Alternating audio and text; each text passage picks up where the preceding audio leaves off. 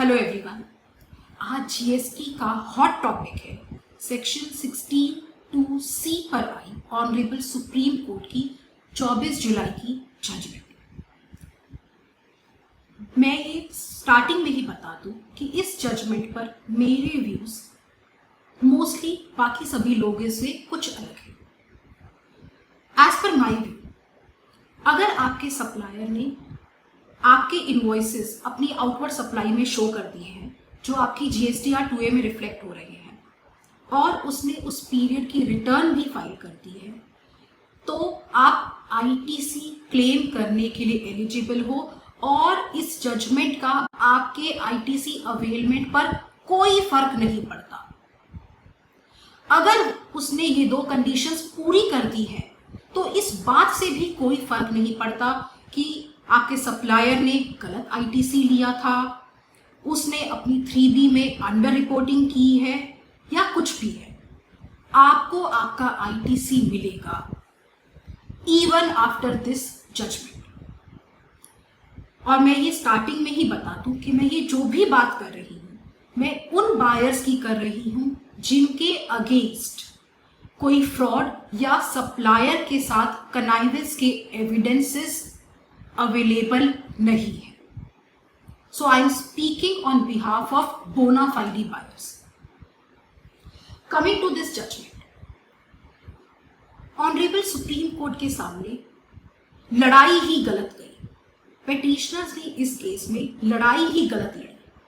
उनकी लड़ाई थी कि क्या सेक्शन 16(2)(c) का प्रोविजन कॉन्स्टिट्यूशनली वैलिड है या नहीं।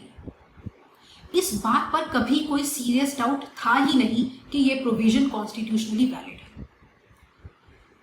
सवाल यह होना चाहिए था कि क्या सेक्शन 16(2)(c) का प्रोविजन ऐसे केसेस में अप्लाई होता है कि नहीं जहां एक बायर ने माल खरीदा है, उसके पास इनवॉइस है, उसके सप्लायर ने अपनी आउटवर्ड सप्लाई में वो इनवॉइसेस शो किए हैं, रिपोर्ट किए हैं और उसने उस पीरियड की रिटर्न भी फाइल कर दी है। तो क्या ऐसे केसेस में भी डिपार्टमेंट 16(2)(c) के प्रोविजन को इन्वोक करके ऐसे रेसिपिएंट्स को आईटीसी डिनाई कर सकता है या नहीं? तब शायद फैसला कुछ और आता, क्योंकि लड़ाई थी 16(2)(c) के गलत एप्लीकेशन की, ना कि उसके कॉन्स्टिट्यूशनल वैलिडिटी की। ये लड़ाई होनी चाहिए थी। 16(2)(c) प्रोविजन कहता क्या है कि एक बायर को आईटीसी तभी मिलेगा जब उसकी परचेस का टैक्स ऑलरेडी गवर्नमेंट को डिपॉजिट हो चुका हो। लेकिन ये प्रोविजन सब्जेक्ट टू सेक्शन 41 है। सेक्शन 41 को पढ़ेंगे तो वो है एज पर प्रिस्क्राइब्ड प्रोसीजर, और वो प्रोसीजर दिया गया है रूल 37A में। रूल 37A कहता है कि अगर आपके सप्लायर ने उस पीरियड की रिटर्न फाइल नहीं की है तो आपका आईटीसी वापस ले लिया जाएगा, और जैसे ही वो रिटर्न फाइल कर देगा आप उस आईटीसी को रीअवेल कर सकते हो। तो रिक्वायरमेंट है आपके सप्लायर ने उस पीरियड की रिटर्न फाइल की हो, और दूसरी रिक्वायरमेंट जिसकी मैंने बात की कि आपके सप्लायर ने आपके इनवॉइसेस अपनी आउटवर्ड सप्लाई में शो किए हो और वो आपकी जीएसटीआर 2A में रिफ्लेक्ट हो रहे हो। ये कंडीशन सेक्शन 16 में ही उसके सबसेक्शन 2 के डबल क्लॉज में दी हुई है। तो अगर ये दो रिक्वायरमेंट पूरी हो रही है कि आपके सप्लायर ने आपके इनवॉइस अपनी आउटवर्ड सप्लाई में शो किए जो आपकी 2A में रिफ्लेक्ट हो रहे हैं और उसने उस पीरियड की 3B रिटर्न फाइल कर दी है, तो आपका आईटीसी डिनाई नहीं किया जा सकता। लेकिन डिपार्टमेंट ऐसे केसेस में भी 16(2)(c) गलत इन्वोक कर रहा था, तो चैलेंज बनता था उसके गलत इन्वोकेशन पर, ना कि उसकी कॉन्स्टिट्यूशनल वैलिडिटी पर। ऑनरेबल सुप्रीम कोर्ट ने इस जजमेंट में वैट रिजीम के प्रोविजंस और जीएसटी रिजीम के प्रोविजंस को भी कंपेयर किया। उन्होंने कहा कि वैट रिजीम में ऐसा कोई फैसिलिटी नहीं थी, कोई सिस्टम नहीं था कि आप ये चेक कर सको कि आपके सेलर ने अपनी रिटर्न फाइल की है कि नहीं, टैक्स जमा करवाया है कि नहीं, उसने आपको जो इनवॉइसेस इशू किए हैं उसे रिपोर्ट किया है कि नहीं। तो इसलिए time and again honourable courts ने वैट रिजीम में जेन्युइन बायर्स को रिलीफ दिया, जहां सेलर ने टैक्स जमा नहीं करवाया वहां उन केसेस में भी बोनाफाइडी बायर्स को क्रेडिट अलाउ किया था। इन्वोकिंग डॉक्ट्रिन ऑफ इम्पॉसिबिलिटी कि बायर ये जान ही नहीं सकता कि उसका सेलर क्या कर रहा है, लेकिन जीएसटी रिजीम में ये फैसिलिटी अवेलेबल है। आप अपनी जीएसटीआर 2A देख सकते हो कि आपके सप्लायर ने आपके इनवॉइसेस अपलोड किए हैं कि नहीं, उसने उन्हें अपनी आउटवर्ड सप्लाई में शो किया है कि नहीं। आप ये देख सकते हो कि आपके सप्लायर ने 3B रिटर्न फाइल की है कि नहीं। इसलिए वैट रिजीम के जजमेंट्स यहां पर अप्लाई नहीं होते। बिल्कुल सही बात है, लेकिन इस ऑब्जर्वेशन से ये भी निकल कर आता है कि मेरी लायबिलिटी, एक बायर की ओनस एक लायबिलिटी वहीं तक है जहां तक वो इस फैसिलिटी का यूज करके एक सप्लायर अपने सप्लायर को चेक कर सकता है। मैं यही देख सकती हूँ कि मेरे सप्लायर ने मेरे इनवॉइसेस शो किए हैं कि नहीं, उसने अपनी रिटर्न फाइल की है कि नहीं। इससे ज्यादा आज भी एक बायर चेक नहीं कर सकता।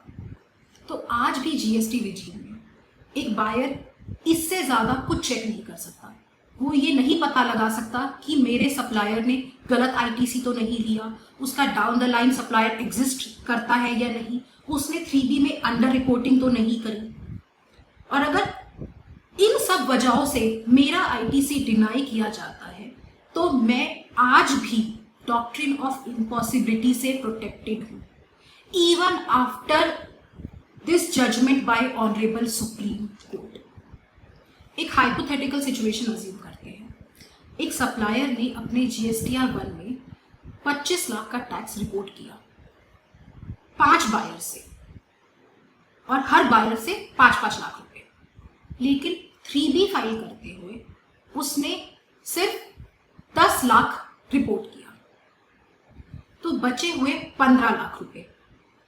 उसके लिए डिपार्टमेंट कौन से 3 बायर्स चूज करेगा?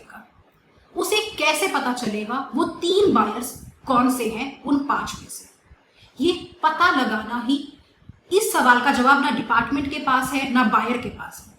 तो ऐसे सिचुएशन में किसी बायर का आप आईटीसी कैसे डिनाई कर सकते हो, even bye invoking 16(2)(c? This is not legally permissible. इसे मैं एक और इंटरेस्टिंग तरीके से एक्सप्लेन करती हूँ, ऑनरेबल सुप्रीम कोर्ट की ऑब्जर्वेशन के साथ ही। ऑनरेबल सुप्रीम कोर्ट ने कहा कि जेन्युइन बायर्स को डरने की जरूरत नहीं है, लॉ उन्हें प्रोटेक्ट करता है। वो कहता है कि जैसे ही आपका सप्लायर जीएसटी पे कर देगा, आप आईटीसी रीअवेल कर लेना। ओके, अब कोई इस सवाल का जवाब दे कि सप्लायर जीएसटी पे कैसे करेगा? जीएसटी पे करने के लिए उसे अपनी रिटर्न फाइल करनी होगी। मतलब जैसे ही मेरा सप्लायर अपनी रिटर्न फाइल करता है, मैं आईटीसी रीअवेल करने के लिए एलिजिबल हूं। तो मेरी आईटीसी एलिजिबिलिटी डिटरमाइन होती है मेरे सप्लायर के रिटर्न फाइलिंग से। यही तो मैं कह रही हूं स्टार्टिंग से। तो अगर मेरे सप्लायर ने अपनी रिटर्न ऑलरेडी फाइल कर रखी है और उस मेरे इनवॉइसेस उसने शो कर रखे हैं आउटवर्ड सप्लाई में, तो मेरा ITC in the very first place deny हो ही नहीं सकता है। तो मैं लास्ट में फिर से यही कहूंगी कि लॉ आज भी वही है जो ऑनरेबल सुप्रीम कोर्ट की इस जजमेंट के आने से पहले था। हमारे डिफेंसेस आज भी वही हैं जो इस जजमेंट के आने से पहले थे। हाँ, हो सकता है अब क्योंकि ये जजमेंट आ चुकी है, हमें इन डिफेंसेस को परस्यू करने में थोड़ी ज्यादा दिक्कत आए, क्योंकि डिपार्टमेंट ब्लेटेंटली अब हर जगह इस जजमेंट को कोट करके एक असेसी का आईटीसी डिनाई करेगा। लेकिन लॉ में फिर भी कोई चेंज नहीं आया है। That's it for this video. I'll see you in another one. Till then, take care. Have a good day. Bye bye.